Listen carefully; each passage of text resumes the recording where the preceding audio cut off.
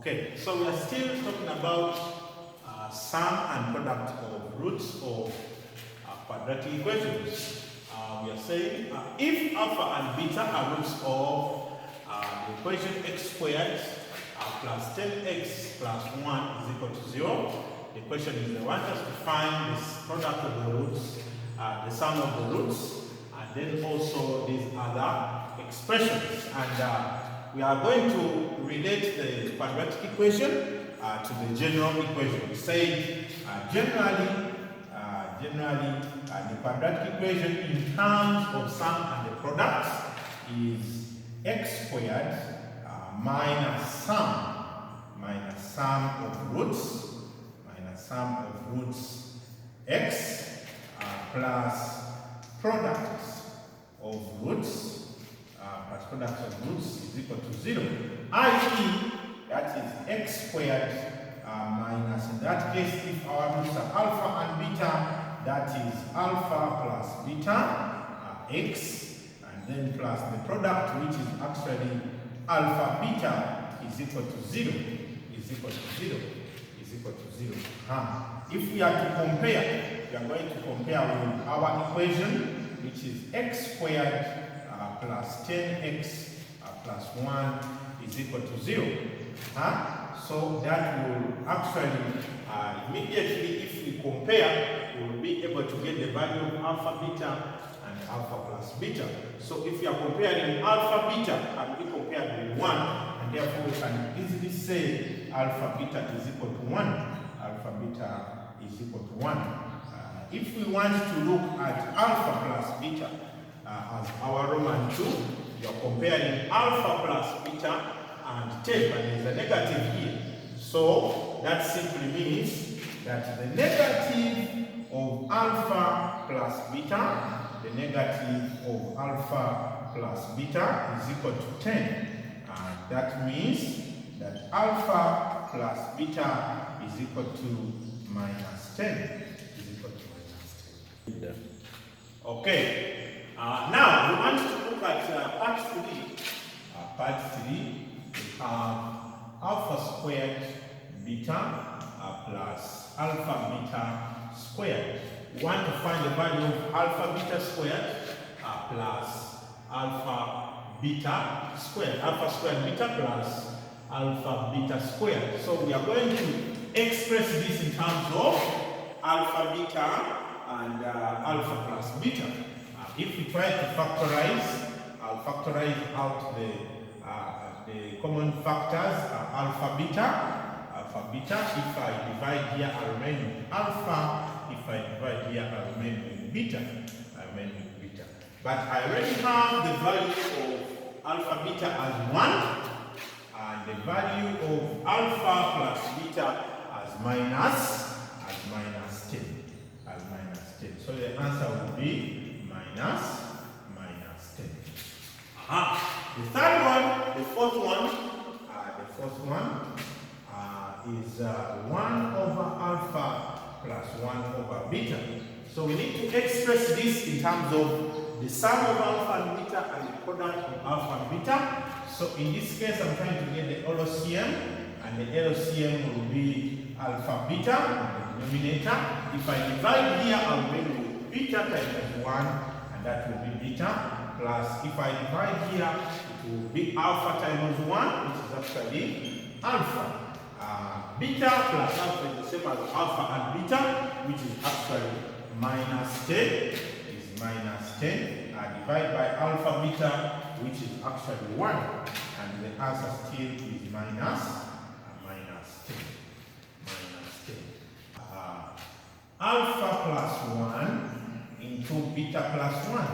Alpha plus 1 into beta plus 1. We want to get the value of this. If I open the brackets, alpha into beta plus 1, that would be alpha beta plus alpha. Get 1 times beta, that will be beta 1 times 1, which will be 1. This one here is 1. Alpha plus beta is minus 10. Then this one still is 1. This one is 1. And if you add, what do you get here? Here you get minus 1. Here you get minus 9. Then minus 1, that will be minus 8.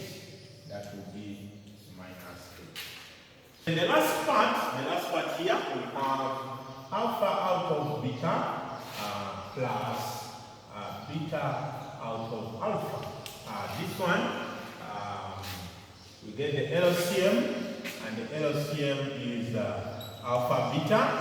If I divide, I have alpha times 1 times alpha, I'll have alpha squared, plus if I divide here, I'll have beta times beta, that will be beta squared. That will be beta squared. However, alpha squared and beta squared, that's a function which we do not have. But we can derive it from the square of alpha plus beta squared. We already know if I have alpha plus alpha squared plus beta squared, like I've said, it comes from alpha plus beta squared. And alpha plus beta squared, this is the same as alpha squared plus twice the product, that is alpha beta, and then plus beta squared. That simply means that alpha squared plus beta squared can be actually alpha plus beta squared minus, if I bring this one this side, it will be twice alpha beta. It means when I have alpha squared plus beta squared, I'm going to substitute that such that alpha out of beta plus beta out of alpha is equal to alpha squared plus beta squared minus twice alpha beta out of alpha beta. But I already know, there's no square here.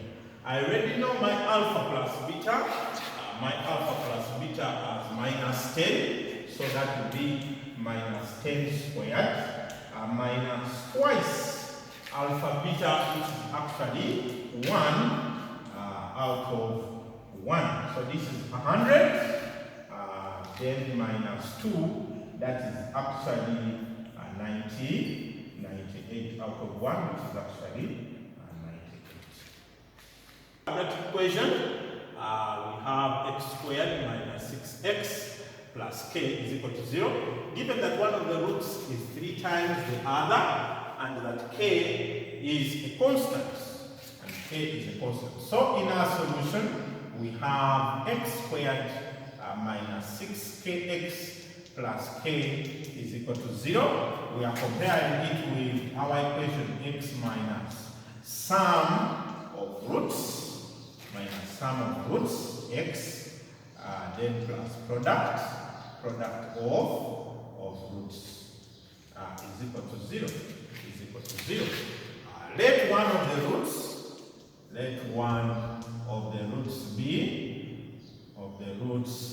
be what? Be alpha. But they have said one of the roots is 3 times the other. That means if one of the roots is alpha, then the other is 3 alpha, because one of the roots is 3 times the other. So if one is alpha, the other is 3 alpha. So it means if we are going to substitute these two in that equation, the equation will be x squared minus the sum of roots, that will be alpha plus 3 alpha x, then plus the product of roots, which is alpha into 3 alpha, which is equal to 0. Now we are comparing. If I call this one equation 1, I call this one equation 2, we are comparing the equations such that in that case alpha plus 3 alpha will be related or equal to the coefficient of x, which is actually 6. So I'm saying alpha plus 3 alpha is equal to 6, equation 1. Such that 4 alpha is equal to 6. 4 alpha is equal to 6. Then also we are saying we are comparing the product k and alpha into 3 alpha. That means alpha into 3 alpha, that is 3 alpha squared. 3 alpha squared is equal to k. Call this one equation 2. So from our 4 alpha is equal to 6. That simply means that alpha is equal to 6 out of 4, which is actually 1.5. It's actually 1.5. So the question wants actually the value of k. But the value of k can be deduced from our second equation, which is actually 3 alpha squared is equal to k. In that case, we have 3 into 1.5 squared is equal to k. 3 into 1.5 squared is equal to k. Let's try to get the square of 1.5. Let's try to get the square of 1.5. From 1.5 squared, that is 2.25. 2.25 times 3 is actually 6.75. Therefore, k is equal to 6.75. Question which says, if alpha squared and beta squared are roots of x squared minus 21x plus 4 is equal to 0, and alpha and beta are both positive, find the value of alpha beta and also alpha plus beta. So in this case, they have given us unique roots as alpha squared and also beta squared. So from our equation, which is x squared minus 21x plus 4. So we know is equal to 0. We know that 21 is the sum of roots and 4 is the product of roots. And our sum of roots is actually alpha squared plus beta squared. This one is actually 21. Remember, the negative compared to the coefficient, so that's why I have left it. And also the product of roots, that is alpha squared times beta squared. This one is equal to 4. Consider this equation 1. Consider this equation 2. Remember, let me begin by solving equation 2. From equation 2, I will be able to get number 1 or Roman 1. So I have alpha beta squared is equal to 4 from equation 2. I can take the square root both sides. If I take the square root both sides, remember they have said that alpha and beta are both positive. So I do not expect the square root to be a negative.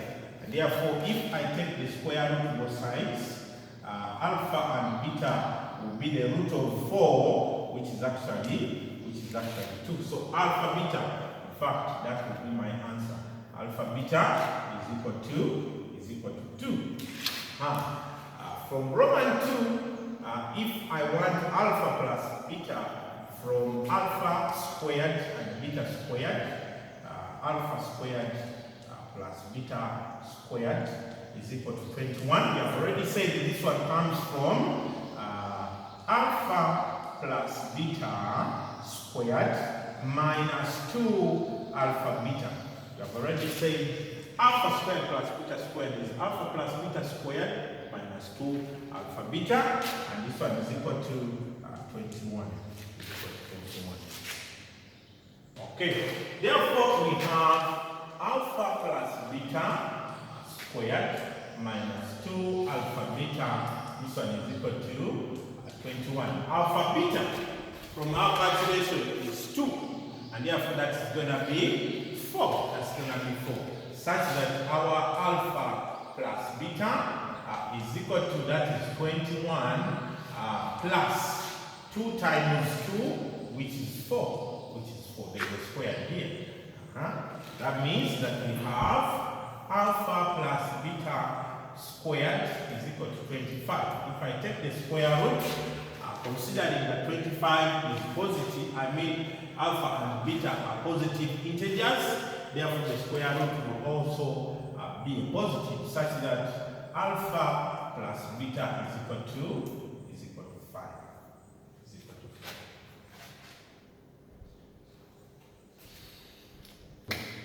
Okay, now we have this kind of equation. If roots of the equation 2x squared minus 5x minus 4, alpha and beta. Find the equation whose roots are Roman 1, 2, and 3. Of course, we have to see that these roots are derivatives of alpha and beta. And therefore, if I have the sum of alpha and beta and the product of alpha and beta, these ones, they are just derivatives and I can reduce them easily. So, I begin with my equation 2x squared minus 5x minus 4 is equal to 0. In order for me to compare it to the general equation of the sum and the product of roots, I must make sure the coefficient of x squared is 1. Therefore, I have to first divide through by 2 everywhere in order to make the coefficient 1. So if I divide by 2, the equation will be x squared minus 5x out of 2 minus 2.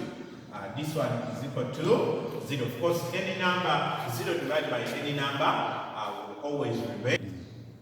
Now, if we are going to compare, we are comparing, remember what we are comparing? We are comparing with x squared minus alpha plus beta x, then plus alpha beta, this one is equal to 0.